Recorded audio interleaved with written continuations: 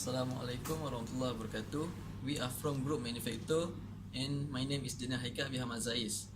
Today I will explain about the type of heat exchanger. There are two types of heat exchanger. First, the parallel flow, and the second is counter flow. For the parallel flow, the hot and cold fluid enter at the same end and move in the same direction. And for the counter flow, the hot and cold fluid enter at the opposite end and move on the opposite direction. That's all from me. Thank you.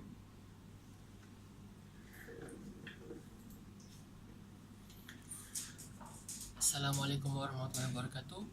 My name is NANDA. Now I will continue with the advantage of heat exchanger. Firstly, can be used in system with higher operating temperature and pressure. Next is less pressure on tube cooler. Lastly is less expensive as compared to flat type cooler. Next is the application of heat exchanger. First is mining industry, second is coke industry, and lastly is petroleum industry. Thank you.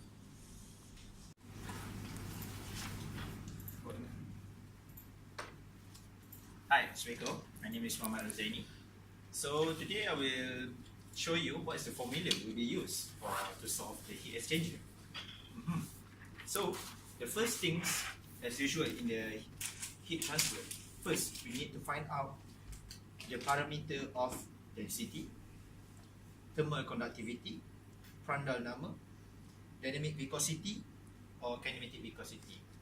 According to the question, we need to identify what type of fluid used. Sometimes it could be pressure, sometimes it could be water, or sometimes it could be oil.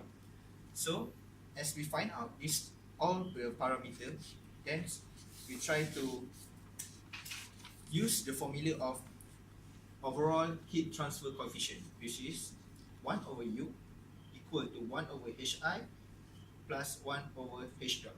This means Hi is the inner of the input of the heat exchanger. To find the H of inner heat exchanger. Then the second one is the outer heat exchanger. So as we find this formula, so we can solve the problem as mentioned in the question.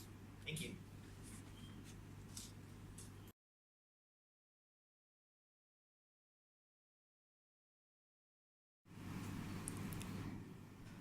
Assalamualaikum warahmatullahi wabarakatuh. I would like to continue this video by explaining to you the example of this question. So as you can see on the slide, this example wants us to determine the overall heat transfer coefficient of this heat exchanger. So the first thing we need to do is to find the properties of water. The density is 990, thermal conductivity is 0.637, the number of Prandtl number 3.91, and also for the viscosity. Next, we need to find the properties of oil. This is the result for oil. After that, we need to use this formula, the formula of overall heat transfer coefficient. Next, we need to find the mean velocity of water and also the Reynolds number. So the mean velocity of water is 1.61 meter per second, and the Reynolds number is 53490. As you can see, the Reynolds number is greater than 4000, so this flow is turbulent. So next, we need to find the Nuzult number. So the Nuzult number is 240.6. After that, we need to find the H. Then the properties of oil for 80 degrees Celsius, as you can see, we need to find the properties also. Then the mean velocity of oil and also the Reynolds numbers of oil, and as you can see, this is the mean velocity of oil 2.39, and also the Reynolds number is 637. Next, so you can see the Reynolds number is less than 4000, then this flow is laminar. So next, we need to find the Nuzult number.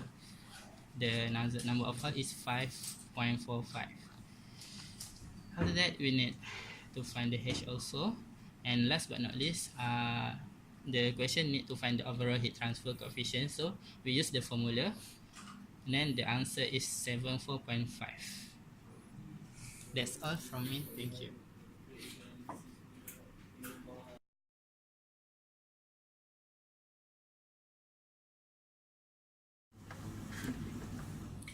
Assalamualaikum warahmatullahi wabarakatuh. My name is NAJMI HAZIQ bin HANIS MUZAFERY and I'm from group Magnifecto.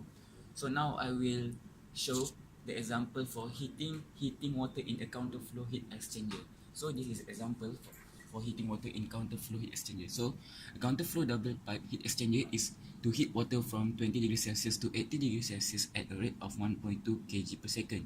The heating is to be accomplished by geothermal water available at 160 degrees Celsius at a mass flow rate of 2 kg per second. The inner tube is thin wall and has a diameter of 1.5 cm if the overall heat transfer coefficient of the heat exchanger is 640 W per m square. So we need to determine the length of the heat exchanger required to achieve the desired heating. So this is a figure for this example, and we can see this is diameter of the pipe, and this is the inner of the temperature inner for the cool water, and this is temperature out for the cool water, and this for the hot geothermal water. Okay, this is a solution of the example. So first of all, we need to list out all the properties given. So based on this question, this is given the temperature out is equal to 80 degrees Celsius, temperature in 20 degrees Celsius, m dot for water is 1.2 kg per second, and this is temperature out for the geothermal 160 degrees Celsius, and this is a mass flow rate for geothermal 2 kg per second, and this is diameter of the pipe 1.5 cm, which is 0.015 meter, and this is a heat coefficient of the heat exchanger is 640, and as we know, Cp is a constant. Cp is a constant equal to 4.18 kilojoule per kilogram. So then after we list out the properties, we need to identify the mass flow rate for the two condition, water and the geothermal. So first we need to identify the heat exchanger for the in the water. So this is the question, mCp times temperature out minus temperature in. So we just substitute the value given, and then we get 301 kilowatt for the water, and we need to know the temperature out at the geothermal. So we know temperature in is 160 degrees Celsius. So from the same equation, but then this is for, a little bit difference in the temperature, which is temperature in minus temperature out for the geothermal. So we derive to get the temperature out as a subject, then we substitute the Q that we find in the water, so 301 kilowatt. We substitute that we get a temperature out 125 degrees Celsius.